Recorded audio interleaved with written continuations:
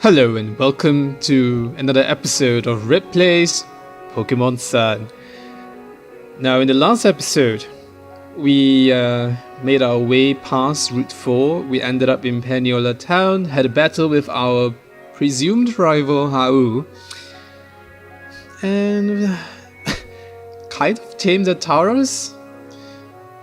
It was quite a blast, I would say, last episode's journey, and here we are. Continuing our path through the Paniola Ranch and still trying to make our way to the island trial at the end of this route. Okay, nice. We were talking about, possibly capturing the Tauros last episode and we couldn't. And now, here's our chance. Okay, so I'm gonna switch out for Snorlax, our resident capture specialist.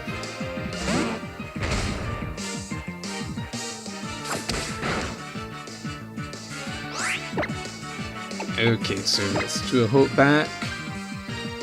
I think a Tauros is going to be a wild one. I mean, I've tried capturing Tauroses, since like the very first generation of Pokemon games back in Pokemon Yellow. I played Yellow. And Tauros could only be found in the Safari Zone, and it was really quite difficult to get one. First of all, it was quite rare to encounter one. You had to do a lot of stuff, walk around, and there was only a limited number of steps you could take in the Safari Zone. It was very annoying. And when you finally met one, you could only throw Safari Balls at it, and there was only a limited number of turns before it would escape. So it was a very frustrating affair. So this is actually a very good deal already, even though this Tauros is breaking out of every Pokeball I'm throwing at him so far. Kind of upsetting. But yeah, it's kind of what you expect Tauroses to do. It's just a thing, they have that reputation for being hard to capture. Let's see, we've got 4 more Pokeballs, but we have a whole bunch of Great Balls and Ultra Balls and all that, so I'm not worried at all.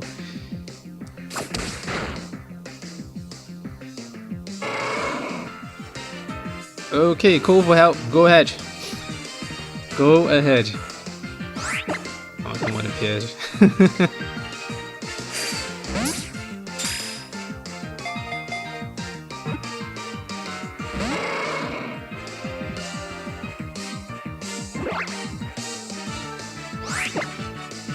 Yeah, I remember going to the Safari Zone back then again and again in order to try and capture a Dratini, so once you pay the entrance fee to the Safari Zone, you make a beeline for one of the water bodies that would be possible for you to fish up Dratini.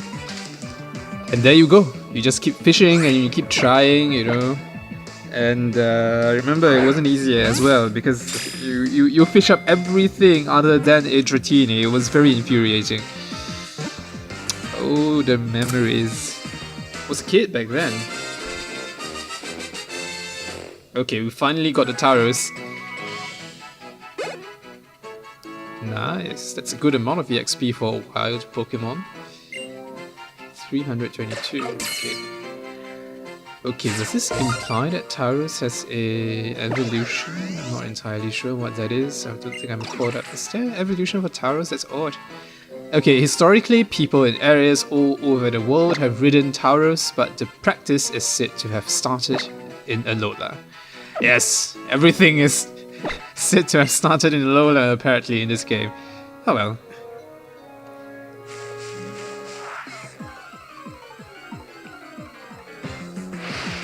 Okay, who is it this time? A mule? A donkey? It's called Mud Bray.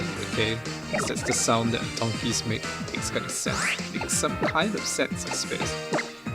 Okay, it's Snorlax again.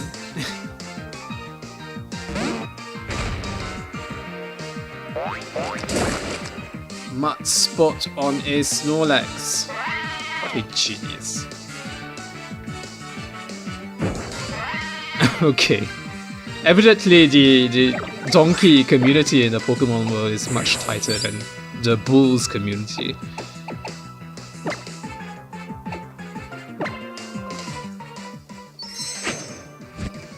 Okay, this is my first time actually using a Z move, but I thought I'll just try it, you know, for the heck of it.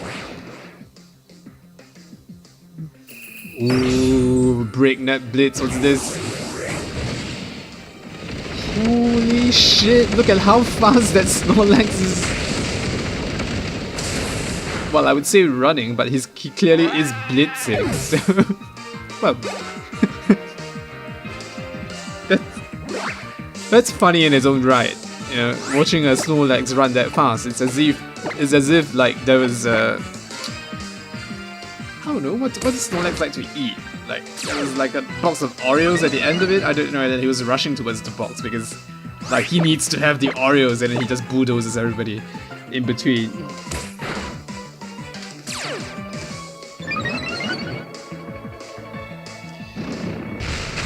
Okay, so we'll just capture this one.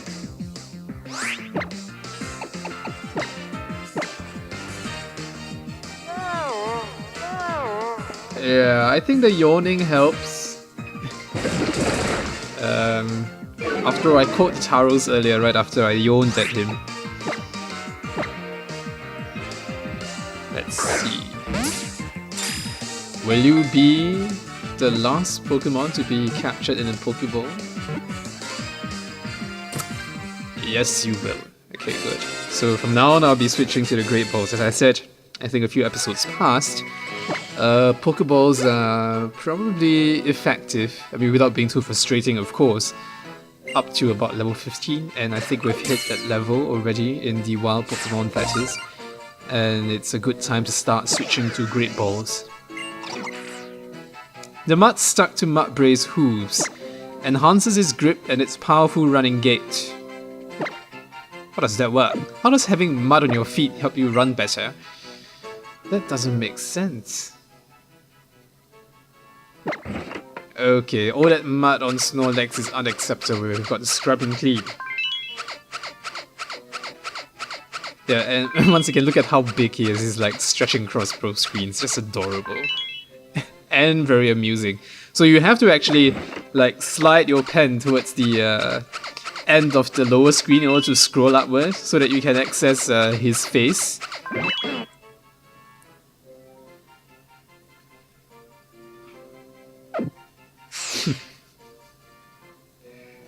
Well, he's pleased, I'm pleased. Let us move on.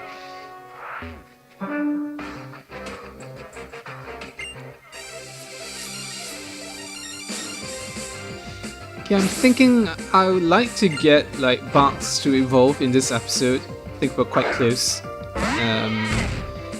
Like I said, he already is at a level where, you know, he can evolve to Primarina, but I chose not to evolve it off screen so that you guys can see. I mean, after all, you guys saw Barks evolve from Popplio into Brione. So I think it would be nice for you guys to see Brione turn into a Primarina, which I think is a rather cool design actually for Pokemon. One of the better ones that I've seen in recent years for the starters. I personally was quite turned off by such designs as I think Emboar and its evolutions. I think Emboar started out quite cute, but at the end of it, it was kind of bad actually.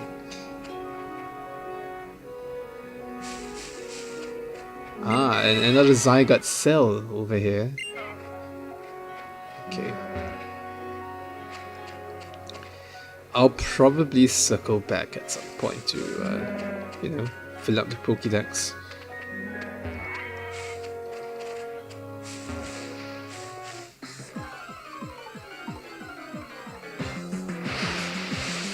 Okay, who is it this time? Another donkey? Okay, we don't need another one. Let's just crush this one and go.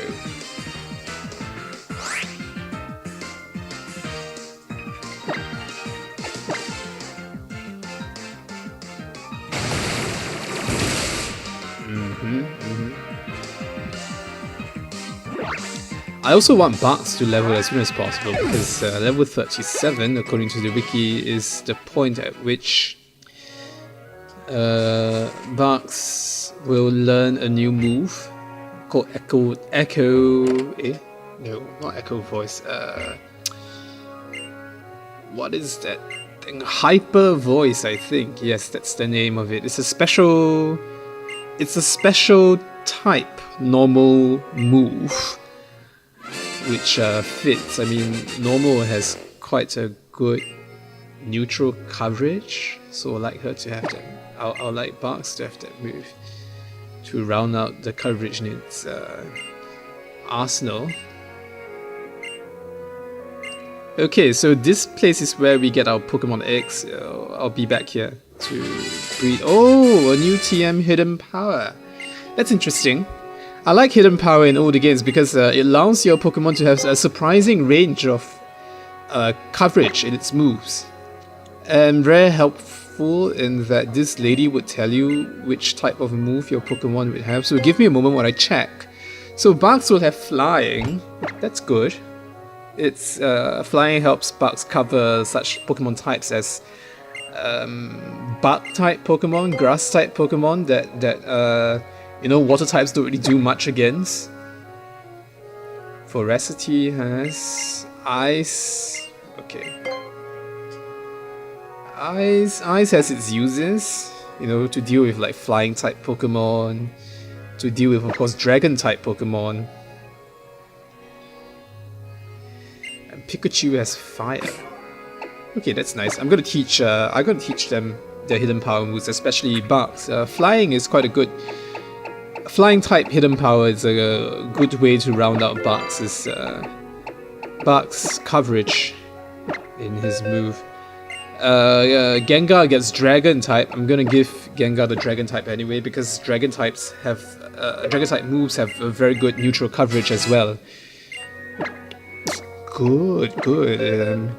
Making a huge upgrade to my team at this point, which is excellent. I think I'm gonna erase Curse.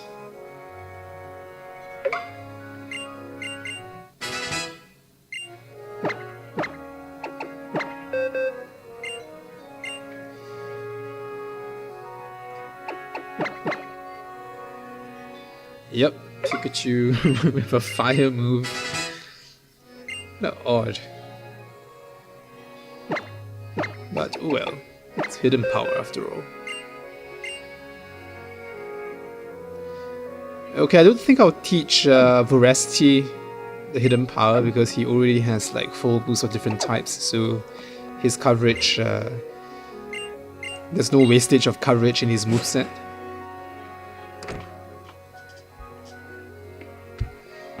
Okay, nice. Very nice. I don't know what the egg will hatch into, so I would be hatching it on screen. I might hatch it off screen. Okay, where are we going? That's up and down. I'm not entirely sure. Amulet coin! Okay, time to give it to somebody. Always good to have amulet coin on your lead Pokemon, so that when you fight a trainer, you get like 2 times the amount of money. And I'll give the scope lens to Gengar here. Very good.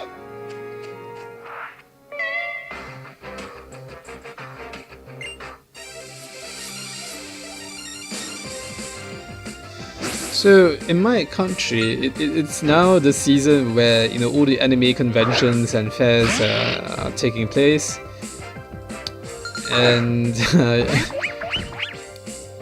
in Singapore, and that's where I live. In case you guys missed it, the conventions are sometimes graced by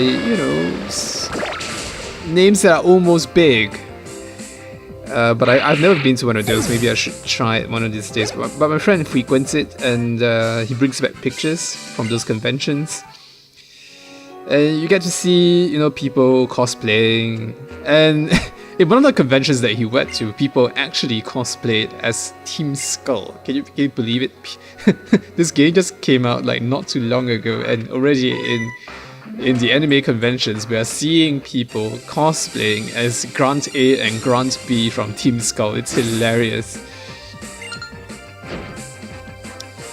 Yeah, well, I mean, I guess there's a certain appeal. One, it's a new thing. It's the latest thing, in fact. And I don't think the costumes are that hard to pull off, and because they're grunts, you would be forgiven for looking, looking for a word, common, I suppose, common. I mean, plebeian would be a bit condescending, so I'll go with common. Yeah, so it's alright to look common because you just grunt A and grunt B anyway. Very interesting stuff. Oh, and the funny thing about the cosplay conventions in my country is that the cosplay convention takes place in a mall that's adjoined with a convention center, so it's a rather popular place in my country. And it just so happens that one of the churches in my country controls a significant stake in that particular shopping mall where the convention takes place. So, what happens every year at this point in the year is you get a church holding its service in one of the convention halls, and then you get like all the kids and all the teenagers just cosplaying outside or in the other halls, and they just stare at each other in horror, I guess. Like the churchgoers are looking at the cosplayers, maybe their costumes are a tad too revealing for their tastes, and they're like shaking their heads, and in general just being disapproving, and I don't know, maybe the cosplayers do the same thing with the church people, like how can they stand going to, I mean, no offense to anybody, but I'm just trying to guess like what they're thinking at the point in time, but it is very amusing. And in fact, in one of the years, I think it was a few years ago, maybe 7 years ago, one of the cosplayers went as Matoi Ryuko from Kill la Kill, and not in her sailor uniform form, but in I don't know what you translate that in English, but it was in her second form of her costume, right? Where she becomes all revealing, and then she shows off like a huge, like she just gives off all this underboob vibe, and then her midriff is entirely exposed and all that, and she's wearing a very, very short frilly skirt. So somebody went in that costume, and it apparently offended the sensibilities of a churchgoer so much that she found the need to actually dial the police, and to tell them to do something about it, because apparently to her that was indecent exposure, and the police actually came, to mediate the dispute. I mean, it's very unfortunate to me, the entire incident. I mean, I don't think revealing clothes, short of contravening public decency laws, I don't think revealing clothes should be the remit, or rather mediating the dispute regarding revealing clothes should be the remit of our police force. But anyway, okay, so what's going on here? It looks rather serious. Hao just got beat by this guy, and he looks kind of pissed. Or he's brooding, and he's criticizing Hao right, to his face. Oh, you don't talk smack to my friend. Hao's my rival and I suppose friend, and the only one who gets to trash him is me. You don't get to trash Hao like that. Yeah, that's me. And what are you gonna do about it, huh? Not very cautious. Even some Pokemon have a better sense of self-preservation than you apparently do. Well, that's because I don't need that sense of self-preservation, you punk. I'm Gladian, and I battle for my partner Null to make it strong. Well, let's just see how strong your Null is. Though most of our time gets used up doing small jobs for Team Skull. Okay. Battle me. I would take no for an answer. Well, that's my line. I'm going to beat your ass on behalf of Hao over here. And I'm going to beat your ass so bad. Okay, a Zubat. Really? A Zubat? And you're acting all high and mighty over there with Zubat? No offense to the Zubat, but still.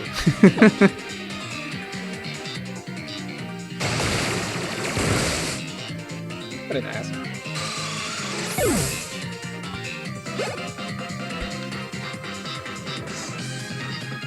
Type null? What is a type null?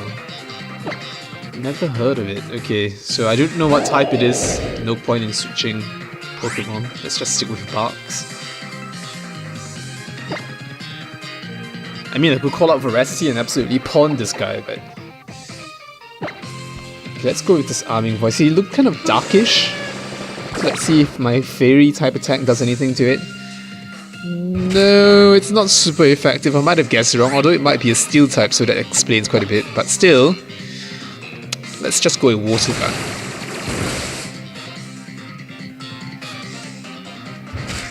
Oh, not again with the 1 HP left thing. I thought he died. Rather got knocked out. Never mind.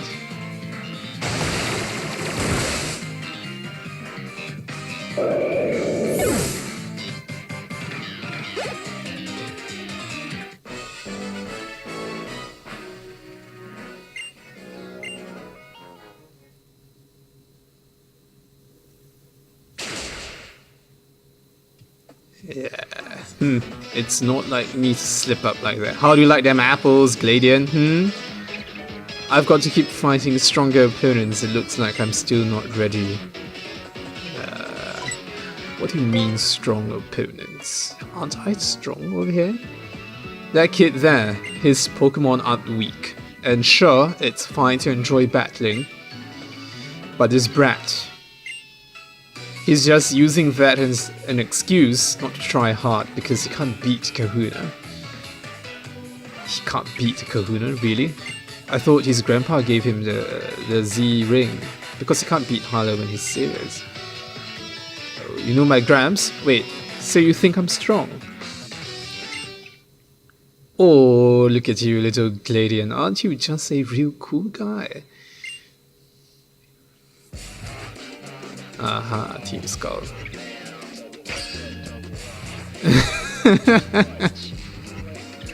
I guess it's no surprise a homeless kid would turn out spineless too, huh? No worries, we've got enough backbone to cover for you.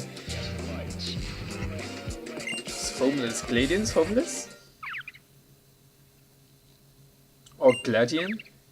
Just give it up already. You know you can't beat me. You just get your Pokemon hurt for no reason. They're good Pokemon. We came all this way, and for what? For a big fat waste of our time, thanks to you. If you hadn't gotten in our way, we could have stolen the totem Pokemon from Brooklet Hill. Oh.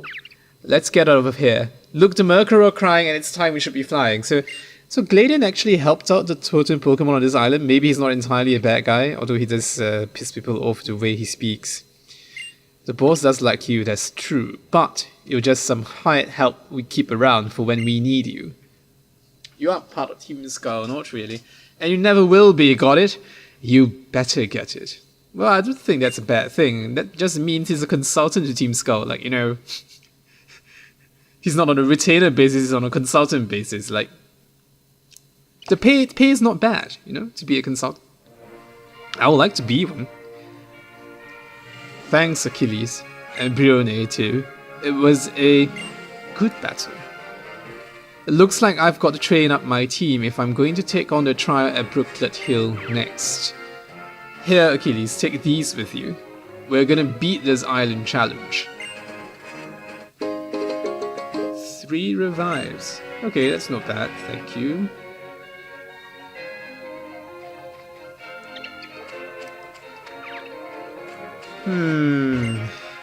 Okay, so... let's move on. Oh, there's a bunch of berries over there, let's head there.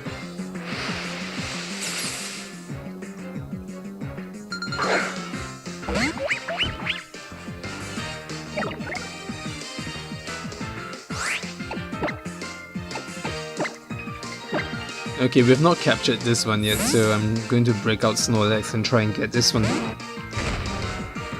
Bear with me for a bit. It's a leaf type, never seen this one before. Fomantis. Okay.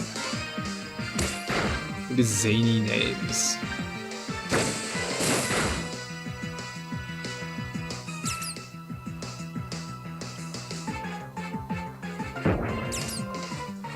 Okay, got more backup.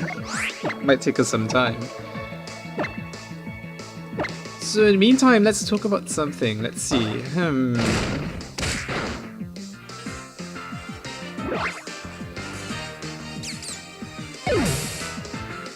We talked about cosplay earlier and how it could actually set people off. I don't know, personally for me, it's not like... I don't think it's anyone's business, really. Like, I think what they do in Berlin is awesome, where, you know, they're like nudist, like beaches, and you can just go there and be nude and everyone's cool with it, nobody freaks out and all that.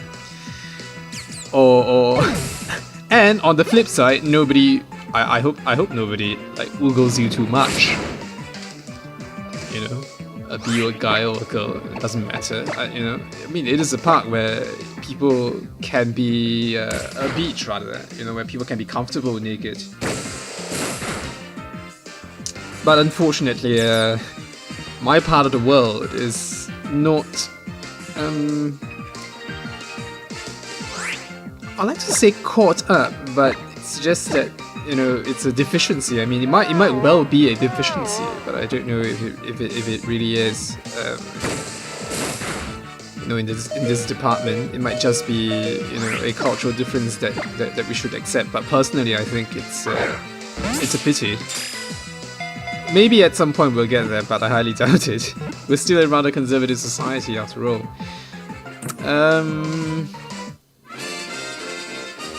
Okay, we finally caught the full mantis. Let's see it in the Pokédex.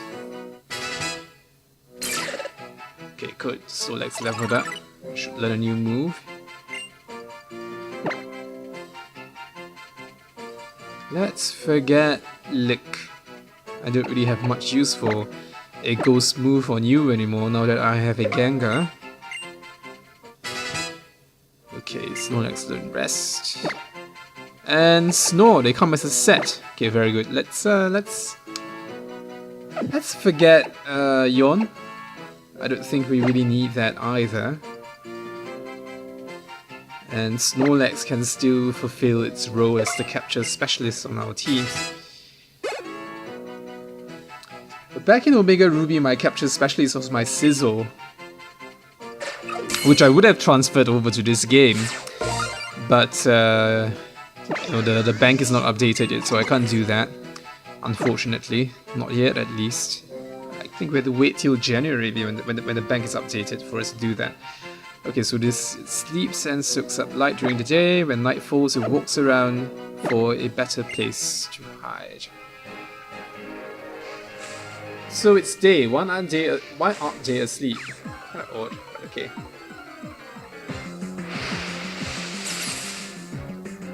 Another full mantis. Let's smack this one.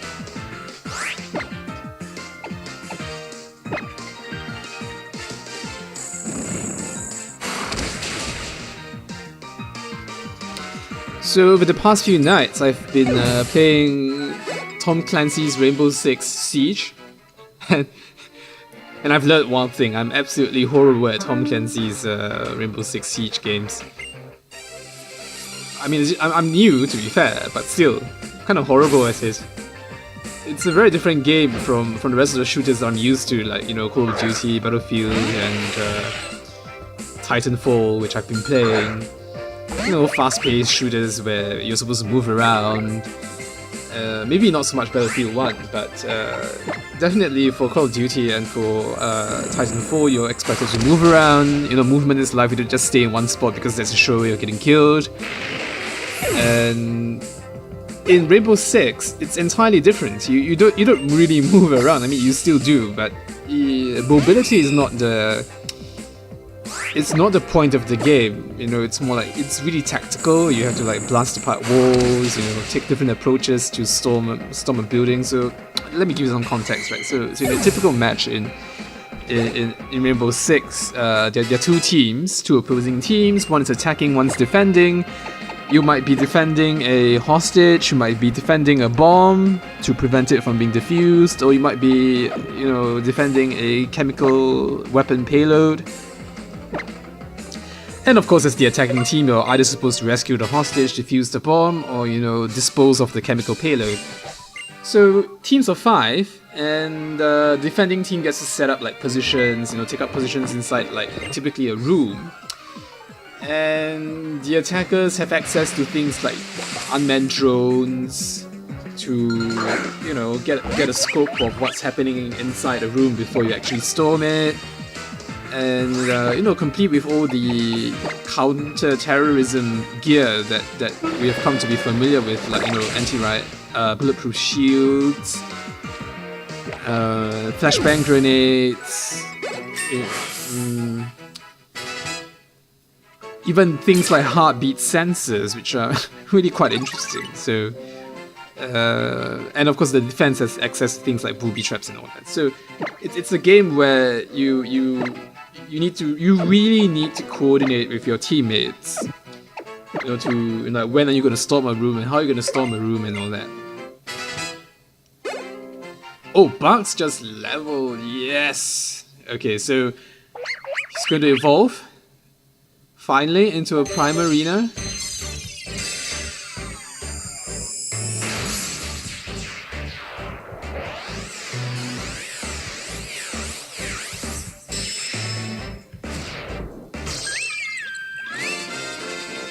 Nice. Okay, and we just learned Hyper Voice. Very good. Get to the Pokédex.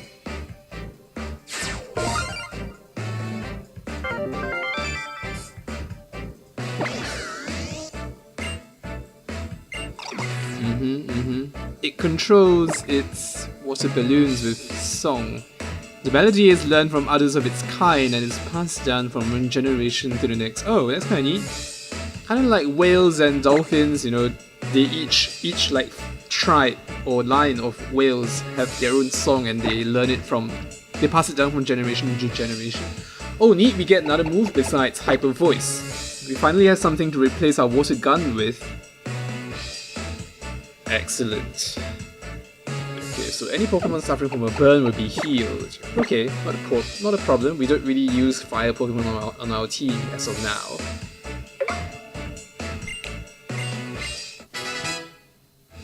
Very good.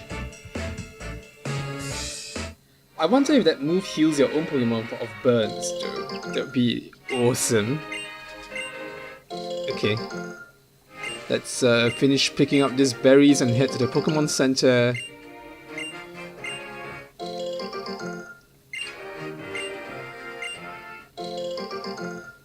That was quite a lot. Good.